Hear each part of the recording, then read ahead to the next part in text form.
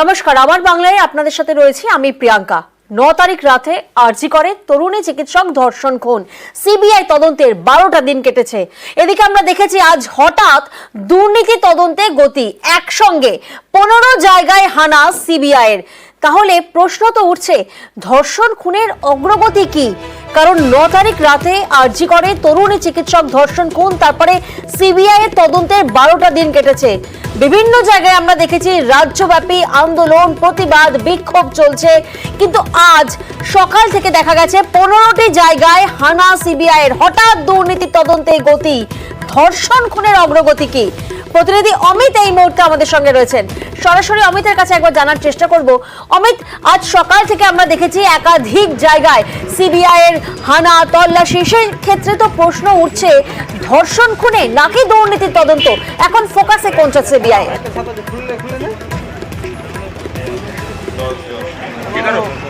দেখো, একযোগে আজকে সকাল থেকে 15টি জায়গাতে তল্লাশি অভিযান শুরু হয়েছে, কিন্তু যে বিষয়টি, যে মূল কারণ, অর্থাৎ আরজি করে যে ঘটনাটা সামনে এলো, সেটি হচ্ছে আরজি করের পড়ুয়া চিকিৎসকের ধর্ষণ করে খুনের ঘটনায়।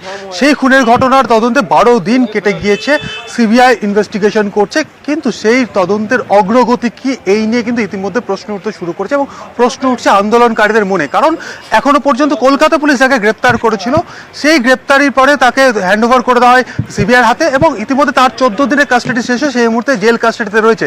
সেক্ষেত্রে তার পরবর্তী অগ্রগতি কি, তা নিয়ে কিন্তু ইতিমধ্যে প্রশ্ন উঠতে শুরু করেছে এবং তারই মধ্যে দেখা গেল যে এবার দুর্নীতি নিয়েও তদন্ত শুরু করে দিল সিবিআই এবং একযোগে 15টা জায়গাতে অভিযান চালানো হচ্ছে। তবে তাহলে কি কোথাও গিয়ে আসল যে মূল যে মামলা, অর্থাৎ যে তরুণীকে ধর্ষণ করে খুন করা হলো, যে সেই তদন্তের তাহলে গতি প্রকৃতি কোথায়?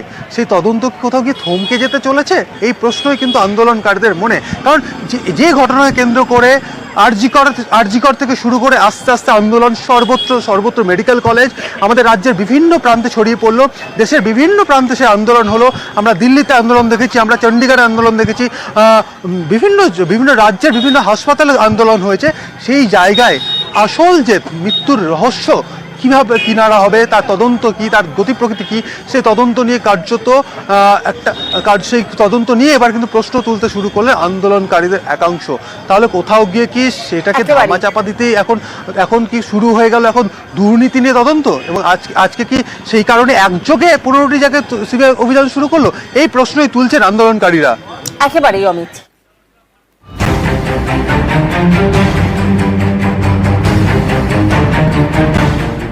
9 আগস্ট চেস্ট মেডিসিন বিভাগের সেমিনার হল থেকে উদ্ধার হয় তরুণী চিকিৎসকের দেহ। খুন ধর্ষণের অভিযোগে উত্তাল। 13 আগস্ট খুন ধর্ষণের সিবিআই তদন্তের নির্দেশ দেয় কলকাতা হাইকোর্ট। সেই মতো তদন্তে নামে কেন্দ্রীয় এজেন্সি। দিন কাটতে থাকে, এখনো ধর্ষণ খুনের কিনারা অধরা।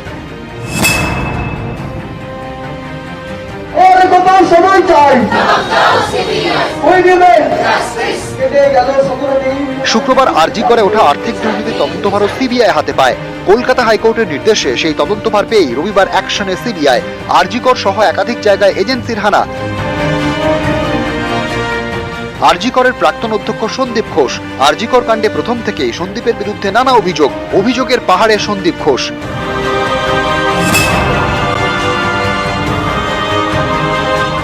এতদিন খুন ধর্ষণের তদন্তে সন্দীপ ঘোষকে দফায় দফায় ম্যারাথন জিজ্ঞাসাবাদ করেছে সিবিআই। এবার আর্থিক দুর্নীতি তদন্তে শটান। সন্দীপের বেলেঘাটার বাড়িতে হানা দেয় কেন্দ্রীয় এজেন্সির টিম। যদিও 1 ঘন্টার বেশি সময় অপেক্ষার পর সন্দীপের বাড়িতে ঢুকতে পারেন তদন্তকারীরা।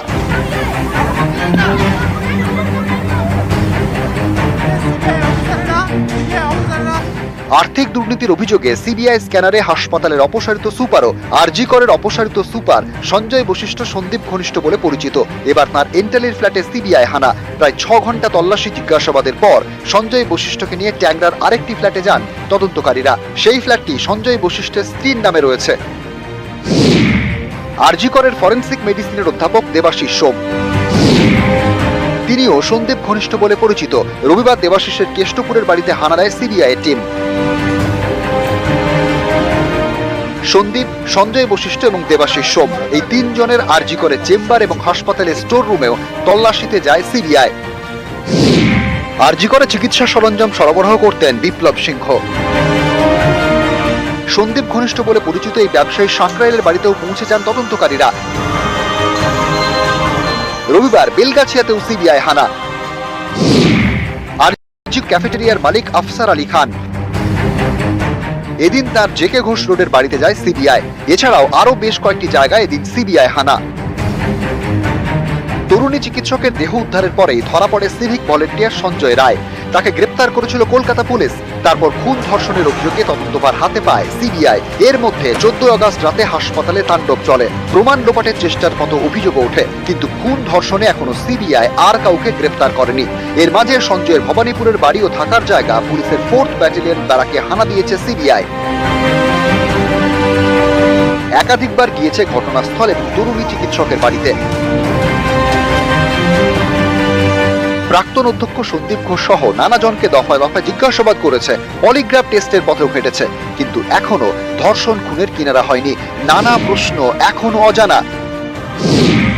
মহিলা চিকিৎসককে খুনের পিছনে কি একজনই নাকি একাধিক ব্যক্তি জড়িত? চিকিৎসককে কি গণধর্ষণের শিকার হতে হয়েছে? সেমিনার হলের কাছে দেওয়াল ভাঙা হলো কেন? দেওয়াল ভাঙার পিছনে কি প্রমাণ লোপাটের চেষ্টা? অনেকেই বলছেন এসব প্রশ্নের উত্তর মিলবে কবে।